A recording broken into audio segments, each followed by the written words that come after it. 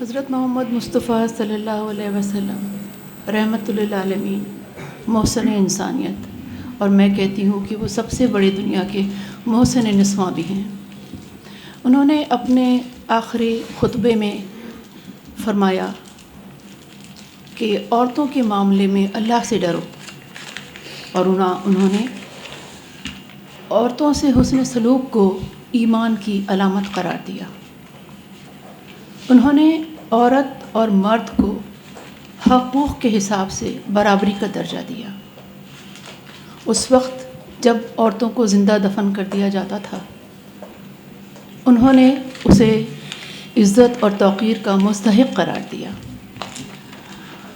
انہوں نے عورت کو زندہ رہنے کا حق، تعلیم اور علم حاصل کرنے کا حق، عزت و توقیر کا حق، معاشی خود مختاری کا حق، نکاح اور طلاق اور خلا کا حق، ملکیت اور جائیداد کا حق اور تشدد سے تحفظ کا حق دیا۔ ہم حضور پاک سے محبت کے دعوے دار ہیں۔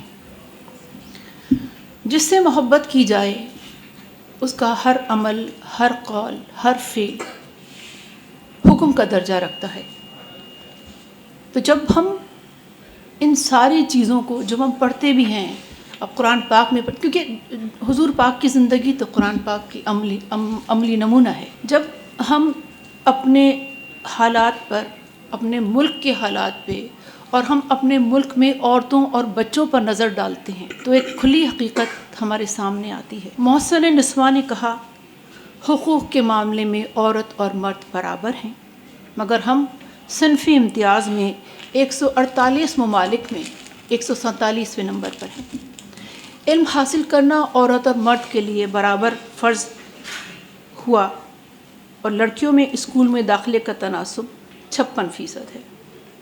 خواتین کی معاشی خود مختاری کا حق ہمیں ملا دین کی طرف سے۔ ہمارے ملک میں خواتین کی معاشی عمل میں شمولیت پہ ہم دنیا کے 143 نمبر پر آتے ہیں۔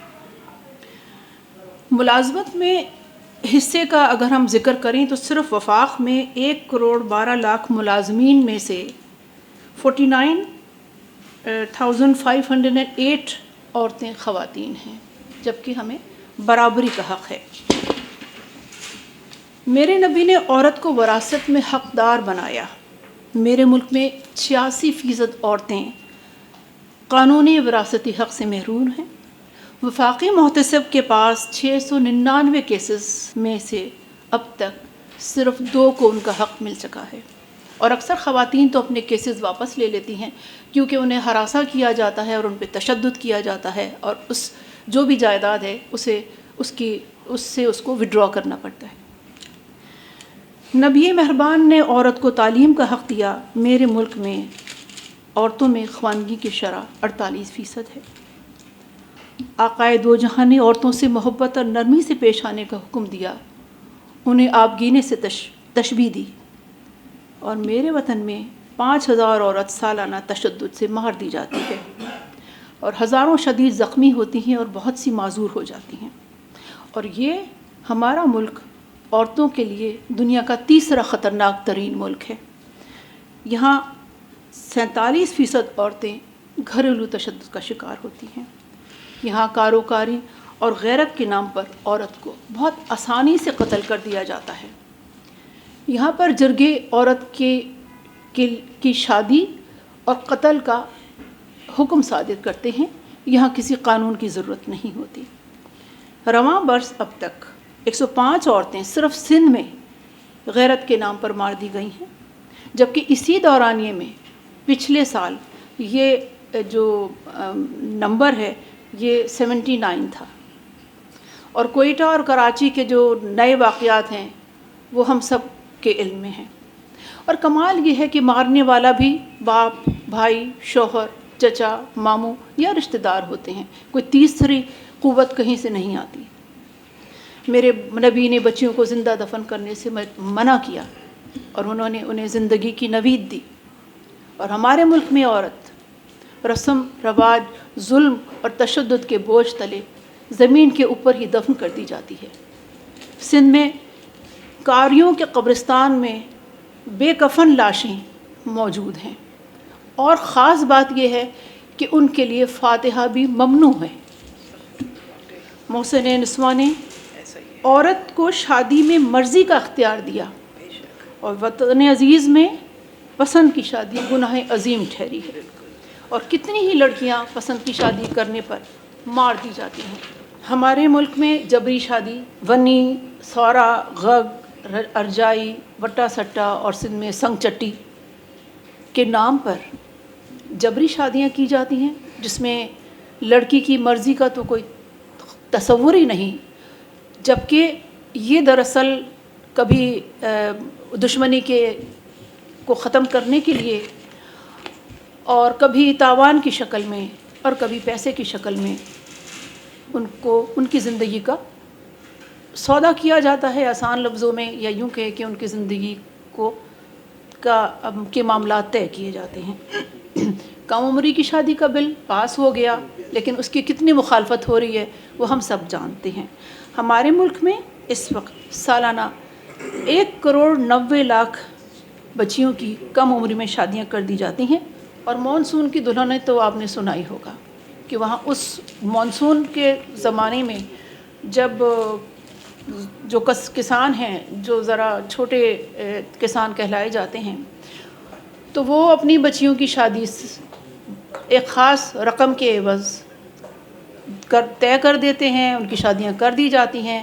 اس میں عمر جس مرد سے، زیادہ تر مردوں سے شادی ہوتی ہے، لڑکوں سے نہیں ہوتی، مرد سے شادی کی جا رہی تھی، اس کی عمر کا کہیں کنسیڈریشن نہیں ہوتا ہے، اور یہ بچیاں 12، 14، 15 سال کی ہوتی ہیں۔ جس عورت کو رسول پاک نے عزت اور توقیر کے اور تکریم کے لائق قرار دیا، پاکستان میں ایک سال میں 4,175 کیسز ریپ کے درج ہوئے، اور ان عورتوں کی آواز جو دیواروں کے پیچھے ہی دب گئیں، ان کی تعداد اس میں شامل نہیں ہے۔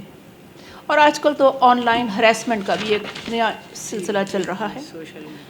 میرے نبی پاک نے بچوں سے محبت، شفقت اور نرمی کا حکم دیا، وہ ان کے ساتھ شفقت برتتے بھی تھے اور ان کے ساتھ کھیلتے بھی تھے، اور انہوں نے ان کی تعلیم، تربیت، غذا، صحت کا حکم ہمیں دیا، مگر ہم عورت اور بچوں کو گھیر کر مارتے ہیں۔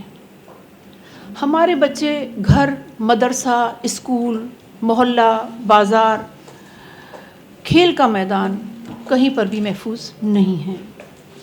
تعلیم کی بات کریں تو 2,60,00,000 بچے اسکول سے باہر ہیں۔ صحت کی بات کریں تو سالانہ 1,77,000 بچے غذائی قلت کا شکار ہو کر موت کے منہ میں چلے جاتے ہیں۔ ہر روز تقریباً 13 بچے اس ملک میں جنسی زیادتی کا شکار ہو رہے ہیں۔ 2024 یعنی گزشتہ سال میں 7,608 بچے تشدد اور جنسی زیادتی کا شکار ہوئے۔ بچوں کے ساتھ شفقت کی بات کریں تو ہر 5ویں گھر میں ایک بچہ مزدوری کرتا ہے۔ چائلڈ لیبر کا شکار بچوں کی تعداد اس وقت 2 کروڑ سے زیادہ ہے۔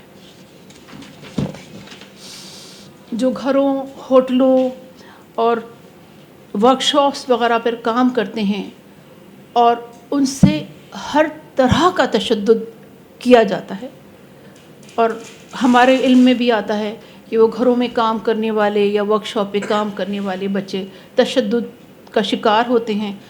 کچھ ان میں زندہ بچ جاتے ہیں اور کچھ موت کے منہ میں چلے جاتے ہیں۔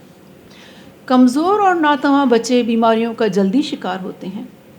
بیماریوں سے بچاؤ کے لیے ہم جو ویکسینز ہیں، ہم اس کے لیے مزاحمتی رویہ اختیار کیے ہوئے ہیں، اور ہم اپنی ذمہ داری ہی نہیں سمجھتے، بلکہ ہم نے یہ طے کر لیا ہے کہ ہم اجتماعی طور پر وہ قوم بن گئے ہیں جو نیگیٹیوٹی کو ایبزارب کرتی ہے اور پازیٹیوٹی کو ریپیل کر دیتی ہے۔